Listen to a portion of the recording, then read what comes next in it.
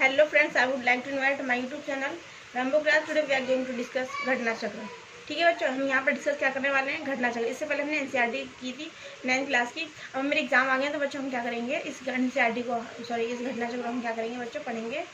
ठीक है, और ये क्या बोलते हैं, यूपी की जो टीचर एग्जाम है उसके पॉइंट ऑफ व्यू से बहुत ज़्यादा हेल्पफुल रहती है बुक। मैंने जितने भी टीचर से ये पूछा है, हर किसी टीचर्स ने जो गवर्नमेंट टीचर लगे हुए हैं इस टाइम गवर्नमेंट स्कूल्स में, तो उन्होंने मुझे यही बुक घटना चक्र जो बुक है वही बुक पढ़ने के लिए मुझे प्रेफरेंस दिया है कि आप ना यही बुक पढ़िए, ये बुक सबसे बेस्ट रहती है। तो बच्चों हमारी ये पूरी कोशिश रहेगी कि इस जो बुक है बुक को हम मल्टीपल टाइम पढ़ें और रिवीजन करें। तो इससे क्या होगा, हमारे सभी क्या बोलते हैं जो कॉन्सेप्ट जो है वो क्लियर होगा। इसके साथ साथ क्या होगा, जो क्वेश्चन हम मल्टीपल टाइम पढ़ेंगे तो हम अच्छे से लर्न रहेंगे और एग्जामिनेशन हॉल में बहुत ज़्यादा हेल्पफुल रहेंगे मल्टीपल टाइम पढ़ने से। ठीक है, बाकी मैंने एज देखे हुए हैं मल्टीपल, मैंने 3 बार अभी तक पे क्वेश्चन पर दिया हुआ क्वेश्चन पेपर दिया हुआ है यहाँ, सॉरी पे एग्जाम दिया हुआ है यूपीटीजीटी का। तो मैंने काफ़ी बार देखा कि एज इट बुक में से उठा के क्वेश्चन उसके अंदर रखे होते हैं। तो इसलिए मैं तो यही कहूँगी भाई घटना चक्र पढ़ी, बहुत अच्छी बुक है। चलिए हम इसको समझेंगे। हमने पहले जो इसकी वीडियो जो है उस वीडियोज़ के अंदर हमने थोड़ा सा पढ़ा था क्योंकि लाइट चली गई थी। तो देखिए इसके अंदर जितने प्रीवियस ईयर के क्वेश्चन पेपर है ना, जो नेट के जो एग्जाम होते हैं, जेआरएफ के लिए एग्जाम होते हैं ना, उसके जितने प्रीवियस एग्जाम होंगे, यहाँ तक कि टीजीटी पीजीटी की जो एग्जाम होंगे, जो बहुत ज़्यादा इंपॉर्टेंट क्वेश्चन है उन्हीं के क्वेश्चन को क्या किया गया, उसके अंदर एनालाइज किया गया और फुल एक क्वेश्चन के विद एक्सप्लेनेशन के साथ में इसको दिया हुआ है। चलिए बच्चे हम तो समझेंगे। हमने आगे ये सब कुछ समझ लिया था। और रॉबर्ट ब्रूसवुड ने 1863 में जो खोज की थी उस बारे में, और कहाँ पर की थी, चेन्नई के संगन कल्लू में की थी, सब चीज़ हमने समझी थी। ठीक है, इसको हम पढ़ चुके हैं पहले ही, इसको हम रिविजन नहीं करेंगे। देखिए यहाँ पे दिया हुआ प्रीवियस ईयर सारे क्वेश्चन पर दे रखे हैं अभी तक के। ठीक है, आगे हम देखेंगे यहाँ पर क्वेश्चन नंबर 4 पे हम लोग आ रहे थे। क्वेश्चन नंबर 4 को एक बार देखेंगे, हम एक बार जूम कर लेंगे फिर इसको समझेंगे अच्छे से। क्वेश्चन नंबर 4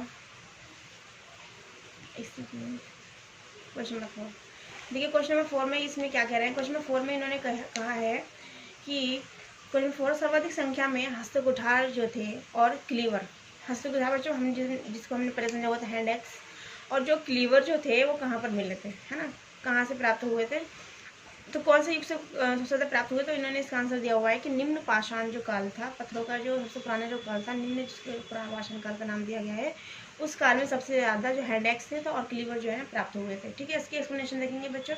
एक्सप्लेनेशन में क्या समझाया हुआ, क्या एक्सप्लेन किया हुआ है। एक्सप्लेनेशन में इसमें कह रहे हैं कि दक्षिण भारत के कोर्तलयार, दक्षिण भारत में कोर्तलयार नदी घाटी जो थी वो पूर्ण पाषाणिक सामग्रियों के लिए सबसे ज़्यादा महत्वपूर्ण मानी जाती थी, है ना। और यहाँ पर ज़्यादातर सामान्य ये चीज़ मिला करते थे, हस्तकुठार हो गया, क्लीवर हो गया, हैंडेक्स, ये सब चीज़ें मिला करती थी। तो और देखिए हस्तकुठार हैंडेक्स के ही नाम है। ठीक है, इस घाटी में स्थित वदम दुर्य नामक स्थान से निम्न पूर्ण पाषाण के बहुत से उपकरण मिले। ठीक है, दक्षिण भारत के अंदर ये स्थान है जिसका नाम है वदम दुर्य। ठीक है, वहाँ से क्या हुआ कि निम्न पाषाण काल से के जो उपकरण थे, बहुत सारे उपकरण इस नदी के पास मिले बच्चों। ठीक है, नदी घाटी के पास मिले। आगे देखिए इसमें क्या कह रहे हैं कि जिनका निर्माण क्वार्टाइज पत्थर से किया गया था। देखिए पत्थर की भी कई सारी क्वालिटीज़ होती हैं। तो जो क्वार्टाइज जो पत्थर था, उस पत्थर से बच्चों क्या किया गया था, उस पत्थर से उनको क्या कहते हैं कि मेड किया गया था, उसको निर्मित किया गया था, बनाया गया था। यहाँ से हैंड एक्स, क्लीवर, कोरा उपकरण प्राप्त हुए। इस घाटी का दूसरा जो महत्वपूर्ण जो था वो था पूर्व पाषाणकालीन स्थल। उसका जो बच्चा उसका दूसरा नाम क्या था बच्चों, जो पूर्व पाषाणिक जो स्थल था, दूसरा महत्वपूर्ण सबसे पहला जो स्थान जो था वो था वदमदुरई। क्या था बच्चों, वदमदुरई। ये दक्षिण के सारे नाम बच्चों, इनके नाम कुछ ऐसे ही होते हैं, इनको लेना थोड़ा सा हमें डिफिकल्ट लगता है क्योंकि हम लोग क्या बोलते हैं यूपी के मिड के एरिया में रहने वाले लोग हैं, वहाँ की लैंग्वेज थोड़ी सी अलग रहती है। अब देखिए यहाँ क्या कह रहे हैं कि यहाँ से भी बड़ी मात्रा में हैंड एक्स, क्लीवर और फलक मिले हैं। ठीक है, और जो पुरा पाषाण काल से संबंधित है। हैंड एक्स पतले, लंबे, चौड़े तथा फलक निकाल कर तैयार किए गए। यहाँ के हैंड एक्स एशिलियन प्रकार के थे। एशिलियन प्रकार, अब तो ये तो मुझे भी नहीं पता एशिलियन प्रकार क्या होता है बच्चों। चलिए हम इसको इतना ही रहने देंगे, एशिलियन प्रकार। चाहे तो आप एक बार गूगल कर लीजिए एशिलियन प्रकार किस तरह से आता है। मुझे लगता है कि आज के ज़माने की जो एक तरीके से प्रॉपर जो उसका स्ट्रक्चर होगा वो उसके मुताबिक जिस प्रकार का उनको लगता है उन्होंने उस प्रकार का बनाया हुआ होगा, तो शायद उसको एशिलियन कहता होगा मेरे ख्याल से। आगे देखिए इसमें प्राचीन, ये वाला क्वेश्चन तो कितनी बार आ चुका है, कितनी बार, बहुत ज़्यादा इंपॉर्टेंट है क्वेश्चन। तो देखिए क्या कह रहा है क्वेश्चन।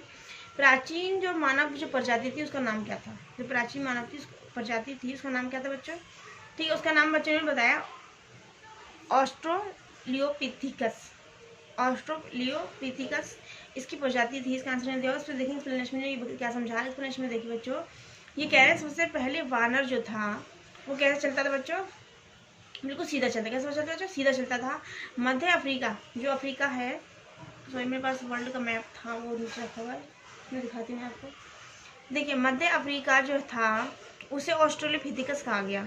इसकी एक उपजाति जो थी उसको कहा गया जिनजेनथ्रोपस। क्या कहा गया बच्चों, जिनजेनथ्रोपस। ये जो प्रजाति इसकी उपजाति, ये जो प्राचीन जो मानव था उसकी जाति का नाम क्या था, ऑस्ट्रेलोपिथेकस, और उसकी उपजाति थी बच्चों, होता ना। तो उसका जो नाम था बच्चों क्या था, जिनजेनथ्रोपस। इनको नाम को बच्चों क्या होता है याद करना टिपिकल होता है। तो उसको क्या होना चाहिए कि हम मल्टीपल टाइम इसको लिख करके देखें, क्योंकि हम लिख करके देख लेंगे तो हम जब एग्जाम हॉल में होंगे तो हम इसको पढ़ कर देखेंगे तो हमारे माइंड के अंदर वो चीज़ समझ में आ जाएगी। इसलिए इसको लिखना ज़्यादा ज़रूरी है। इन जो टिपिकल से नाम होते हैं इनको एक बार लिख लिया तो हमारे माइंड के अंदर अच्छे सेट हो जाएंगे। आगे देखिए, ये जो उपजाति जो थी ऑस्ट्रेलोपिथेकस की, जो उपजाति जो थी जिसका नाम था जिनजेनथ्रोपस, वो क्या करती बच्चों, औजार बनाती थी। ठीक है, ये संबत लगभग 5 लाख वर्ष पहले रहते थे, यानी कि 5 लाख साल पहले की बात है ये, उस टाइम ये लोग थे जब की बात है। आगे देखिए इन्होंने क्या लिखा हुआ है, अन्य महत्वपूर्ण तथ्य के अंदर इन्होंने क्या बताया हुआ है। अन्य महत्वपूर्ण तथ्य के अंदर देखेंगे बच्चों, ये कह रहे हैं कि एशिया में जावा से एक ऐसे होमिनिड, जिसको ये बोल रहे हैं आदि मानव, की हड्डियां मिली जो सीधा होकर चल सकता था, इसलिए उसे पिथिकैंथ्रोपस, क्या कहा गया बच्चों, पिथिकैंथ्रोपस, यानी ये सीधा चल रहा है, इसको क्या बोल रहे हैं बच्चों, इसको ये बोल रहे हैं पिथिकैंथ्रोपस। ठीक है, इरेक्टस, पिथिकैंथ्रोपस इरेक्टस, है ना, या फिर इसे कह रहे हैं होमो इरेक्टस। जो सीधा चल रहा है उसको बच्चे क्या बोल रहे हैं, होमो इरेक्टस। आपने होमो इरेक्टस तो बहुत नाम सुना होगा, लेकिन जो इसका जो दूसरा नाम है बच्चों, पिथिकैंथ्रोपस इरेक्टस जो नाम है इसका, ये बच्चों आपको एग्जाम में नाम देगा ज़्यादा, क्योंकि जो नाम हम मोस्टली लेते रहते हैं, ये हमने पहले पढ़े हुए हैं, ये हमारे माइंड के अंदर सेट होते हैं, जो बहुत ज़्यादा अपने आप में पॉपुलर नाम होते हैं, वो एग्जामिनर नहीं देता, बल्कि क्या करेगा एग्जामिनेशन हॉल में ऐसा इस तरह का क्या बोलते हैं ये क्वेश्चन पेपर बनाया हुआ होगा जिससे बच्चों क्या हो, पजल हो, और बच्चों यही पजल में क्या होता है, बच्चों थोड़ा सा कंफ्यूज हो जाते हैं और वही क्या करते हैं कि वो गलत आंसर पर टिक कर देते हैं। तो हमें क्या करना है, इसलिए हमें इन दोनों, इसके जो नाम और भी हैं होमो इरेक्टस के अलावा एक भी जो नाम दिया हुआ है इसमें पिथिकैंथ्रोपस इरेक्टस, ये भी इसको भी हम ध्यान करेंगे इसके अन्य नाम में। ठीक है, यह जावा मानव के नाम से भी प्रसिद्ध है, इसे जावा मानव भी कहते हैं, इसका कॉमन नाम जावा मानव भी है, होमो इरेक्टस भी, लेकिन सबसे तीसरा नाम है ना तो एग्जाम में इसी जो अपना में ज़्यादा पॉपुलर नहीं है, जिसको बच्चे बहुत कम जानते तो वो इसी नाम को लेकर क्वेश्चन बनाएगा। ठीक है, तो हमें ये समझ में आ गया। आगे हम देखेंगे जर्मनी के नियंत्रण घाटी में आदि मानव की कुछ हड्डियां प्राप्त हुई हैं। आदि मानव की कुछ हड्डियां बच्चों कहाँ पे प्राप्त हुई हैं, तो बच्चों क्या हुई हैं, जर्मनी के नियंत्रण घाटी। कहाँ बच्चों, जर्मनी के नियंत्रण घाटी में। यह नियंत्रण मानव के नाम से जाना जाता है। यह है नियंत्रण जो स्थल है, सॉरी जो नियंत्रण जो घाटी है, नियंत्रण जो स्थल है, जो एक प्लेस है, वो मानव के नाम से, नियंत्रण स्थल मानव के नाम से ही जाना जाता है। यह पूरा पाषाण काल का प्रतिनिधित्व भी करता है। पूरा पाषाण काल से जितने भी तरह की जो खोज होती है वो कहाँ होती है, ज़्यादातर यहीं होती है। तो एक तरह से क्या है, पूरा पाषाण काल का प्रतिनिधित्व करता है। ठीक है, प्रतिनिधित्व करता है, को लीड करता है। आगे देखेंगे, भारत में नवपाषाण काल का निम्नांकित में से कौन सा स्थान है जहाँ बड़ी संख्या में हड्डी से बने औजार मिले हैं, तो इसका बच्चों आंसर क्या है, चिरांद। चिरांद एक ऐसी जगह है जहाँ पर बड़ी संख्या में हड्डी से बने हुए औजार मिले। ठीक है, आपने देखा है कि विदेशों में ज़्यादातर महिलाएं हड्डी की बनी होती हैं। ठीक है, वो लोग पहनते हैं, आजकल इंडिया में भी इस चीज़ का ट्रेंड काफ़ी है। तो हड्डी से जो बने औजार की सबसे बड़ी संख्या में जो औजार मिले बच्चों, तो कहाँ मिले बच्चों, वो चिरांद में मिले हुए। अब हम क्या करेंगे बच्चों, इसकी एक्सप्लेनेशन देखेंगे, समझेंगे इसके एक्सप्लेनेशन में क्या दिया हुआ है। देखिए एक बार अच्छे से एक्सप्लेनेशन समझेंगे इसकी हम लोग। देखिए यहाँ पे क्या लिखा हुआ है, ये कह रहे हैं कि बिहार के सारण जिला है, बिहार के अंदर बच्चों कौन सा, सारण जिला है बच्चों बिहार के अंदर। बिहार के जिले में चिरांद नामक नवपाषाण, अब देखिए बिहार के अंदर एक जिला है जिसका नाम है बच्चों सारण, और सारण के अंदर भी एक जगह है बच्चों जिसका नाम है चिरांद। ठीक है, इन्होंने वहाँ पे हमें क्वेश्चन में हमने जो पढ़ा था उसमें इन्होंने दे दिया था कि सबसे ज़्यादा पत्थर से बने जो हड्डियों से बने जो औजार थे वो चिरांद के अंदर थे। अब ये हमारे दिमाग के अंदर क्वेश्चन आएगा कि चिरांद किस जगह पर है, किस जिले के अंदर है। तो किसके अंदर बच्चों, बिहार के अंदर एक जिला है, और जिले का नाम क्या है बच्चों, सारण जिला है बच्चों। ठीक है, तो चिरांद उस सारण जिले के अंदर है। और यहाँ पर इन्होंने बता रहे हैं कि नवपाषाण कालीन पुरा स्थल से प्रचुर मात्रा में हड्डी के बने उपकरण पाए गए हैं, जो मुख्य रूप से हिरण के सींगों के हैं। किसके हैं बच्चों, हिरण को सींगों के बने हुए हैं। और क्या बोलते हैं बच्चों, देखिए इंडिया के अंदर हिरण को मारना लीगल नहीं है। इसको मारना क्या है बच्चों, गैर कानूनी है। और अब तो प्रावधान भी है, यदि कोई हिरण को मारेगा तो उसको जेल की सजा भी हो सकती है। ठीक है, तो उस जमाने के जो हिरण के ज़्यादातर बच्चों, हिरण की जो हड्डियाँ थी, और जो मोस्टली जो बना करते थे, जो उसके सींग से बना करते थे, क्योंकि सींग जो होते हैं बच्चों बहुत स्ट्रॉन्ग हुआ करते थे, बहुत स्ट्रॉन्ग होते हैं उसके, तो इसलिए उसके सींगों के बना करते थे। बिहार के बच्चों में क्या क्या चीज़ याद रखना, हमें रखना बिहार जिले के अंदर बिहार के अंदर एक जिला का नाम है सारण, और सारण जिले के अंदर एक जगह उसका नाम है बच्चों चिरांद। चिरांद में ही ज़्यादा बच्चों हड्डी से बने औजार पाए गए। इसका आंसर यहाँ पे खत्म। और वो जो औजार बने हुए थे वो किसके बने हुए थे, ज़्यादातर वो हिरण के सींगों के बने हुए थे। क्वेश्चन हमारा फिनिश हो गया। अब इसमें कह रहे हैं कि 1962 और 63 ईस्वी में प्रोफेसर वी के सिन्हा 1962 और 63 में प्रोफेसर वी के सिन्हा जो है ने इसका उत्खनन करवाया था। किसने करवाया था, तो हमें ध्यान रखेंगे बी से प्रोफेसर, वी से वी के, वी से बिहार। तो इसमें हम लोग थोड़ा सा ट्रिक लगा लेंगे और इसको हम याद कर लेंगे। प्रोफेसर वी के सिन्हा, और यहाँ बिहार की बात हो रही, बिहार के सारण के अंदर क्या है बच्चों, जिला है वो चिरांद है। और चिरांद में यहाँ पर ज़्यादातर मात्रा में हमें क्या मिले, हड्डी से बने औजार। ये क्वेश्चन हमारा ये फिनिश होता है। आगे देखिए इन्होंने और भी कुछ इंपॉर्टेंट जो फैक्ट है वो बताए हुए हैं यहाँ पर। चिरांद के लोग अपने निवास के लिए बांस बल्ली की झोपड़ी बनाकर रहते हैं। आज भी वहाँ पर गरीबी ज़्यादा, तो यहाँ पर ज़्यादातर बांस बल्ली की झोपड़ी से बने मकान है, तो ये इसको हमें ज़्यादा कुछ याद करने की जरूरत नहीं पड़ेगी। कर्नाटक में स्थित प्रमुख नवपाषाण कालीन स्थल मास्की, बिरहागिरी, संगनकल्लू, हल्लूर, कोडेकल, टी नसीरपुर, पिकलीहल, तेकलकोट थे। ठीक है, अब ये कह रहे हैं कि कर्नाटक जो है, एक बार देखिए मैं आपको मैप में दिखा देती हूँ बच्चों कर्नाटक कहाँ पर है। देखिए ये रहा हमारा मैप, कर्नाटक हम देख लेंगे एक बार बच्चों, कर्नाटक हमारा कहाँ है। ये देखिए बच्चों महाराष्ट्र आपको दिखाई दे रहा है, महाराष्ट्र जस्ट नीचे है बच्चों कर्नाटक। ठीक है, महाराष्ट्र जस्ट नीचे क्या है बच्चों, कर्नाटक, यानी कि गोवा के पास में क्या है बच्चों, कर्नाटक है। ठीक है, अब कर्नाटक की सीमा किन किन राज्यों से लगती है, तो महाराष्ट्र से लगती है, तेलंगाना से लगती है बच्चों। ये कुछ तरह से भी क्वेश्चन आते हैं बच्चों कि कर्नाटक की जो सीमा है किन किन स्टेट से लगती है। तो सबसे पहला महाराष्ट्र हो गया, उसके बाद में तेलंगाना हो गया, उसके बाद में आंध्र प्रदेश हो गया, उसके बाद में तमिलनाडु, उसके बाद में केरल। ठीक है बच्चों, और यहाँ पे गोवा जो सबसे छोटा है। ठीक है बच्चों, तो देखिए बच्चों 1 2 3 4 5 6 स्टेट से लगती है। ठीक है बच्चों, आगे देखेंगे यहाँ पर।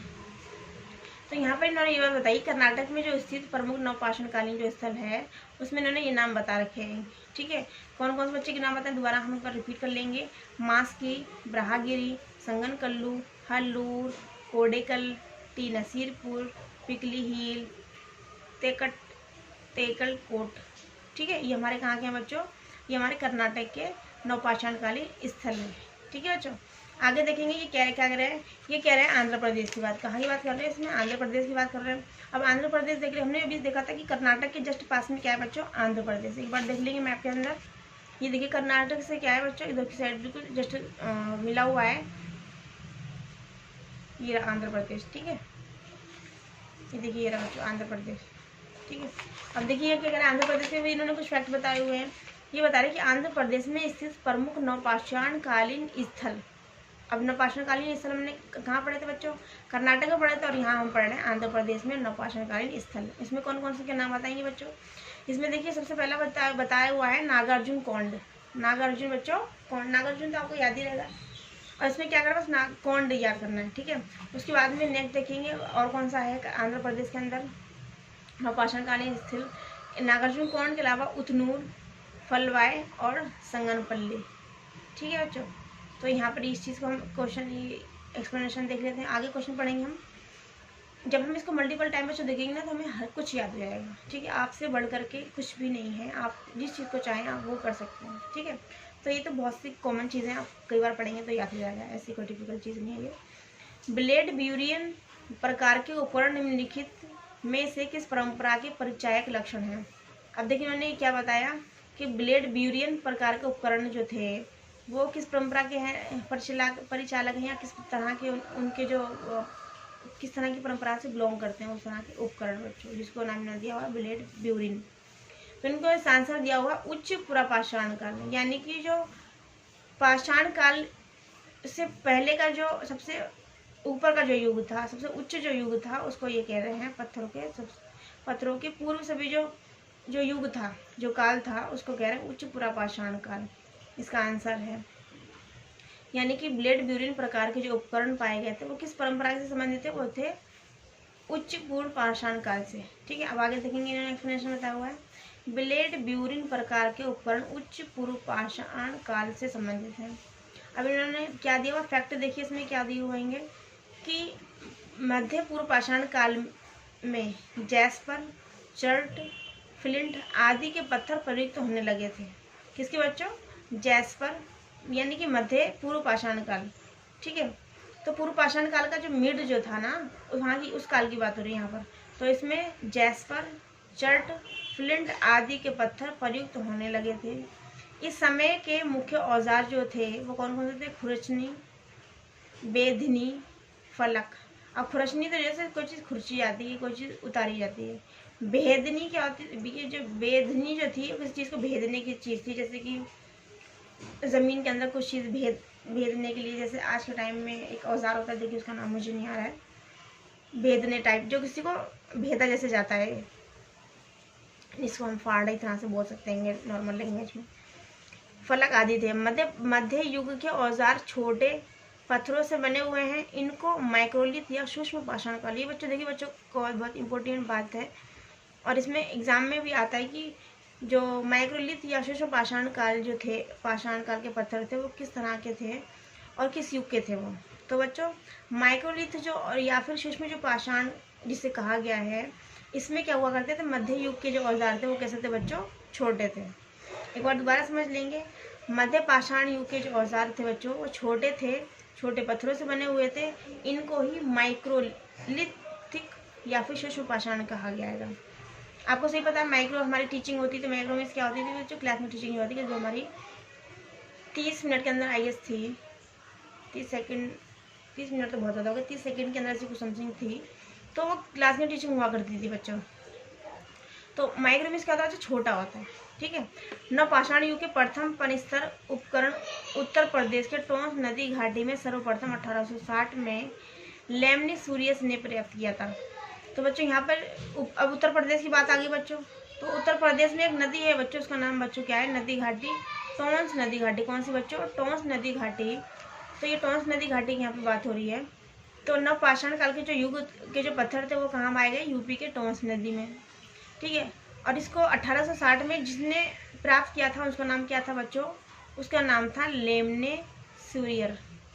लेमने सूरियर एक पर्सन थे जो 1860 में इन्होंने यूपी के टोंस नदी से बच्चों कौन से पत्थर उन्हें मिले थे, किस तरह के पत्थर के जो उपकरण मिले थे वो नव पाषाण युग के थे बच्चों। ठीक है, आगे देखेंगे बच्चों क्वेश्चन, ये जो आगे इन्होंने फैक्ट दिया हुआ है, इस युग के मुख्य जो औजार थे वो थे स्क्रैपर, ब्लेड्स, कुल्हाड़ी। आपको पता है ब्लेड क्या होता है, किसी चीज़ को काटने वाला ब्लेड होता है। कुल्हाड़ी आपको पता है, पहले भी इसको कुल्हाड़ी कहा गया, अब भी कुल्हाड़ी कहा गया। स्क्रैपर जो था, इसको आप गूगल कर लीजिएगा एक बार, इसके ऊपर आपको आ जाएगा स्क्रैपर क्या चीज़ थी। आगे क्वेश्चन हम पढ़ेंगे बच्चों, खाद्य उत्पादन परक अर्थव्यवस्था संबंधित थी। तो बच्चों किससे संबंधित थी बच्चों, नवपाषाण काल से। ये भी कहा जाता है कि नवपाषाण के काल से ही जो आदि मानव थे उनको खेती करने का कुछ ज्ञान होने लगा था।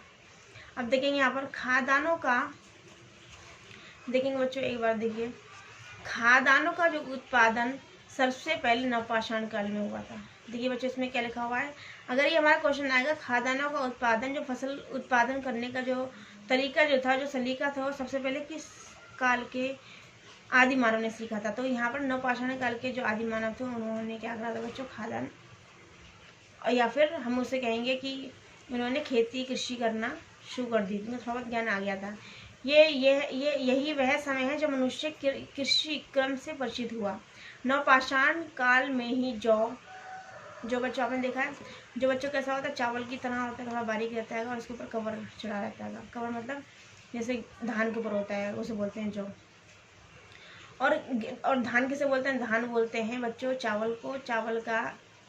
चावल बनने से उसकी जो पहले की जो फॉर्म होती है, जो वो लिपटा रहता है, क्या बोलते हैं, एक नेचुरल उसमें पत्ते से में लिपटा रहता है, तो उसको ही बोलते हैं बच्चों चावल। और जो धान जब वो लिपटा रहता है, अच्छे से कवर रहता है, तो उसे बोलते हैं धान। जब वो कूट जाता है तो वो छिलका उसके ऊपर से उतर जाता है, तो वो चावल की फॉर्म में आकर के आ जाता है, जिसे हम राइस को बॉयल करके या किसी तरीके से हम खाते हैं। ठीक है। तो लिखा हुआ गेहूँ की वन्य किस्म को खेती के योग्य बनाया गया। ठीक है। जिससे कृषि जन्य गेहूं का उद्भव हुआ। भारतीय उपमहाद्वीप में कोल्डी हवा और मेहरगढ़, देखिए भारत उपमहाद्वीप जो है हमारा, उसके अंदर बच्चों कोल्डी हवा और मेहरगढ़ ऐसे दो नवपाषाणकालीन ग्राम बस्तियां हैं जहां से चावल और गेहूं के स्पष्ट प्रमाण मिले हैं। नवीनतम खोजों में धान उत्पादन का प्राचीनतम जो साक्ष्य है वो लहुरा देव से। जो देखिए धान जो था बच्चों, वो कहाँ से मिला? लहुरा देव से। जो धान था बच्चों, जिसे हम चावल कह रहे हैं, चावल बनने से पहले की जो फॉर्म है वो धान है। जो धान है बच्चों, वो कहाँ से मिला बच्चों? लहुरा देव से। आप इसको ऐसे याद कर सकते हैं, धान जो है चावलों को कहते हैं। तो आपने देखा ना, जब देवी देवताओं की पूजा पाठ होता है तो उसमें चावल को थोड़े से दाने भी रखे जाते हैं। तो आप ऐसे याद कर सकते हैं, धान चावल कहाँ मिले बच्चों? लहुरा देव से याद कर सकते हैं, माइंड के अंदर इस चीज़ फिट कर सकते हैं। और जो कोल्डी हवा में क्या मिला था बच्चों? कोल्डी हवा और मेहरगढ़ में क्या मिले बच्चों क्या मिला था? गेहूं और चावल के साक्ष्य मिले थे। और यहाँ पर जो धान के जो साक्ष्य मिले थे, यानी कि चावल बनने से पहले की जो फॉर्म थी, धान जो थे वो कहाँ से मिले थे बच्चों? लहुरा देव से। तो दोनों चीज़ हम याद करेंगे। आगे हम देखेंगे बच्चों क्वेश्चन में आगे क्या कह रहे हैं। क्वेश्चन नंबर हम बच्चे पढ़ेंगे 9। क्वेश्चन नंबर 9 में कह रहे हैं, आभूषणों से युक्त मध्य पाषाणिक मानव समाधि प्राप्त हुई। कहाँ से बच्चों? ये देखिए क्या कह रहे हैं कि आभूषणों से युक्त मध्य पाषाणिक मानव समाधियां प्राप्त हुई। तो कहाँ से प्राप्त हुई? महदाह से। कहाँ से बच्चों? मतलब कि एक लेडीज है, वो मर गई, उसको अच्छी तरीके से तैयार किया हुआ इन लोगों ने और दफना दिया। तो ये कौन सी जगह पे पाई गई बच्चों? महदाह एक जगह है बच्चों। वहाँ से ऐसी लेडीज, ऐसे उस टाइम के आदि मानव जो लेडीज़ हुआ करती थी, वो पूरी तरीके से उनको क्या किया जाता था? डेकोरेट किया जाता था, ज्वेलरी वगैरह उनको पहनाई जाती थी, तब जाके उनको कब्रिस्तान वगैरह में ये लोग गाड़ा करते थे या मट्टी वगैरह में दबाया करते थे। उस टाइम तो कब्रिस्तान नहीं हुआ करते थे। तो वही चीज़ कहाँ पर से मिली थी बच्चों? तो महदाह से मिली थी। अब ये महदाह कहाँ है बच्चों? इसको हम पढ़ेंगे बच्चों, एक्सप्लेनेशन समझेंगे। प्रतापगढ़ कहाँ है बच्चों? उत्तर प्रदेश में है। प्रतापगढ़ उत्तर प्रदेश जिले में स्थित महदाह एक प्रमुख मध्य पाषाण कालीन स्थल है। यहाँ से आभूषणों से युक्त कब्रें प्राप्त हुई हैं। हमें पता प्रतापगढ़ उत्तर प्रदेश में, लेकिन उत्तर प्रदेश में एक जिला स्थित है। प्रतापगढ़ जिले के अंदर महदाह एक क्या है बच्चों? जगह है जो मध्य पाषाण कालीन है ये। अब यहीं से ही क्या हुआ कि ऐसी कब्रें मिली हैं जो आभूषणों से क्या थी बच्चों? युक्त थी। यहाँ से हड्डियों की अनेक कलात्मक वस्तुएं पाई गई हैं। इसमें मृगभृंग के छल्लों की माला और हड्डियों के आभूषण भी शामिल हैं। ठीक है बच्चों। उस जमाने में भी हड्डियों के काफ़ी सारे आभूषण वगैरह बनाए जाया करते थे, कि ज़रूरी नहीं कि ज्वेलरी जो थी गोल्ड की थी, सोने की, वो जो हड्डियों की ज्वेलरी थी वो भी काफ़ी सुंदर हुआ करती थी। ठीक है। तो वही पहना के क्या करते थे बच्चों? मट्टी के नीचे दफन कर दिया करते थे, दबा दिया करते थे। तो वही चीज़ हमें मिली थी प्रतापगढ़ यूपी के जो जिला है प्रतापगढ़, वहाँ के महदाह से मिली थी। क्वेश्चन नंबर नेक्स्ट समझेंगे बच्चों हम, भारतीय प्रागैतिहासिक के जनक कौन है? भारतीय प्रागैतिहासिक के जो जनक हैं बच्चों, रॉबर्ट ब्रूस फूट हैं। हमने इससे पहले भी पढ़ा था। रॉबर्ट ब्रूस फूट ने 1863 में खोज की थी। हमने इधर समझा था पेज नंबर 1 में सबसे पहले। तो हम आगे देखेंगे, इसका एक्सप्लेनेशन में इन्होंने अच्छे से दिया हुआ है। देखेंगे बच्चों, भारतीय प्रागैतिहासिक के जनक, और मैंने बताया था आपको कि वो क्या थे? अर्थ साइंटिस्ट थे, है ना।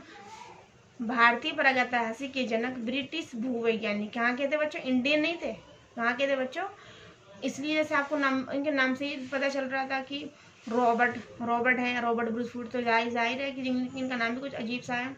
इंग्लिश का आएगा तो ये इंग्लैंड के हैं, यानी कि ब्रिटेन के हैं। भूवैज्ञानिक रॉबर्ट ब्रूस फूट ने 1863 में चेन्नई के निकट मैंने आपको बताया भी था चेन्नई कहाँ पर है। मैंने आपको जो इंडियन मैप है उसके थ्रू भी बताया था मैंने बच्चों कि ये चेन्नई है। देखिए दोबारा हम एक बार देख लेंगे। यार चेन्नई, चेन्नई बच्चों कहाँ पर है? तमिलनाडु के अंदर है।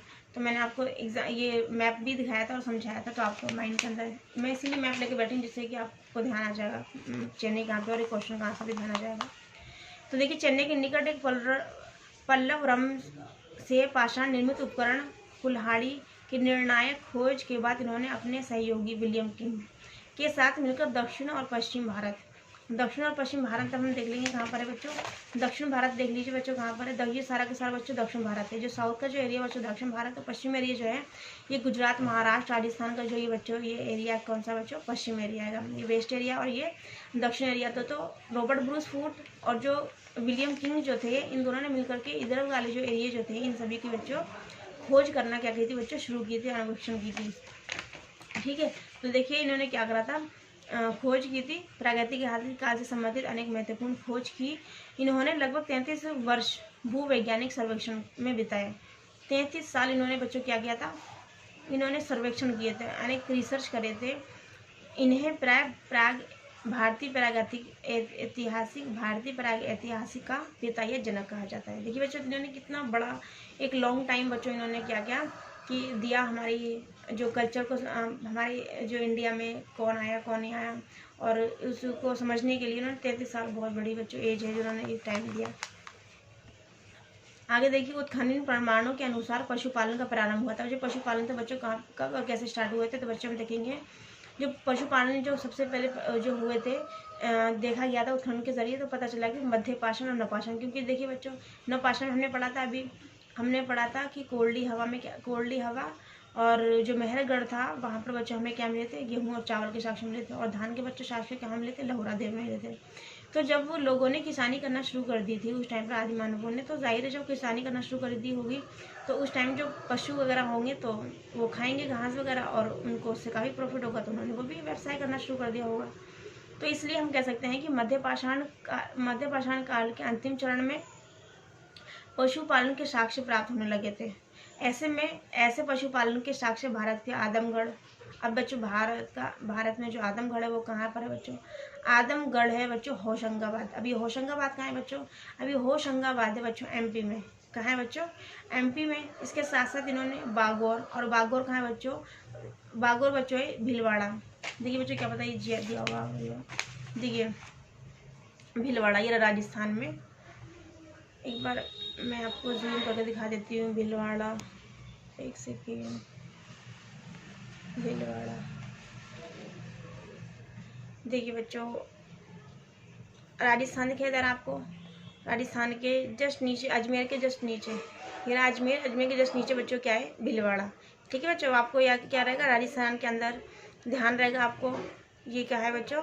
अजमेर के पास में क्या है बच्चों? भीलवाड़ा। ठीक है, अब देखिए बच्चों यहाँ पे ये कह रहे हैं कि राजस्थान के अंदर एक भीलवाड़ा है। ठीक है, भीलवाड़ा से भी बच्चों को क्या मिले हैं? साक्ष्य मिले पशुपालन के। ठीक है, एक सेकेंड हो जाएगा, हल्का सा कम कर दूँ। ठीक है, तो ये कह रहे हैं कि एमपी में आदमगढ़ में एमपी के होशंगाबाद में आदमगढ़ में हमें पशुपालन के साक्ष्य मिले। इसके साथ अगर राजस्थान की बात करें, राजस्थान के भीलवाड़ा जो था, भीलवाड़े के अंदर भी एक जगह थी बागौर। ठीक है, तो बागौर से भी साक्ष्य मिले हैं बच्चों उसके पशुपालन के। अब इसके बाद नवपाषाण काल की प्रमुख विशेषता थी कृषि और पशुपालन। जब बच्चों कृषि जब स्टार्ट होगी तो पशुपालन जाहिर होना ही है प्रारंभ। तो और इसमें कह रहे हैं कि पॉलिशदार पाषाण उपकरणों विशेषकर कुल्हाड़ियों का भी निर्माण शुरू हो गया था बच्चों। जब देखिए बच्चों एग्रीकल्चर शुरू हो गया तो पशुपालन भी शुरू हो गया, तो पशुपालन शुरू हो गया तो बच्चे उपकरण बनेंगे, क्योंकि खेती करने के लिए उपकरणों की भी तो बच्चे जरूरत पड़ती है, पेड़ काटना लगाना ये सब चीज़ें। ठीक है, आगे देखिए क्वेश्चन नंबर 12 को देखेंगे हम। निम्नांकित में से प्राक हड़प्पा संस्कृति। बच्चों देखिए क्वेश्चन काफ़ी इंपॉर्टेंट है, प्राक हड़प्पा संस्कृति, इसको हम बच्चों इंपॉर्टेंट करके लिख लेंगे यहाँ पर। निम्नांकित में से प्राक हड़प्पा संस्कृति कौन सी है? तो बच्चों सबसे यहाँ पर जो इम्पोर्टेंट है हड़प्पा की प्राक संस्कृति वो कौन सी बच्चों? कुल्ली संस्कृति। अब कुल्ली संस्कृति के एक्सप्लेनेशन देखेंगे, इसमें क्या दिया हुआ है? प्राक हड़प्पा संस्कृति का तात्पर्य हड़प्पा संस्कृति के पूर्व की संस्कृति से है। अब देखिए प्राक हड़प्पा की संस्कृति का जो तात्पर्य है वो किससे बच्चों, हड़प्पा संस्कृति से पूर्व पहले भी एक संस्कृति रह चुकी थी, तो उससे इसका तात्पर्य है। ठीक है, इसमें कुल्ली संस्कृति, कुल्ली शहर में उद्घाटित प्राक हड़प्पा संस्कृति के अंतर्गत आता है। एक चीज़ तो हमने समझ ली, हड़प्पा संस्कृति से पहले जो संस्कृति थी उसे प्राक हड़प्पा संस्कृति कहा गया है। अब ये जो संस्कृति वो थी वो कहाँ पे आती थी, कुल्लू शहर में उद्घाटित ये संस्कृति थी। ठीक है बच्चों, अब हम क्या करेंगे बच्चों, रोज डेली हम क्या करेंगे, एक एक दो दो क्वेश्चन इस तरह, एक एक दो दो पेज इस तरीके से हम क्या करेंगे बच्चों, डिस्कस करेंगे। और कोशिश हमारी ये रहेगी कि इस बार हम अपना जो एग्ज़ाम है इसको हम क्लियर कर लें और अपना सिलेक्शन और अपनी एक सीट पक्की कर लें बच्चों, क्योंकि आगे आने वाले टाइम में कंपटीशन क्या हो रहा है बच्चों, बढ़ता जा रहा है। एक बैच को हम डेली इस तरीके से रिवीजन करेंगे, बच्चों पढ़ेंगे, बहुत अच्छे से समझने की कोशिश करेंगे, क्योंकि हमें अपना एग्ज़ाम क्लियर करना है। ये बच्चों आपके लिए ये जो क्या बोलते हैं वीडियो है आपके लिए बहुत हेल्पफुल रहे, मेरे लिए भी बहुत हेल्पफुल रहे, और जितने ही बच्चे इसको देखें आपके लिए थोड़ी बहुत भी हेल्पफुल बच्चे रहे, तो आप इसको मल्टीपल टाइम देखिए, आपका एग्ज़ाम क्लियर हो, यही हमारी आशा है। Thank you for watching, take care and bye bye.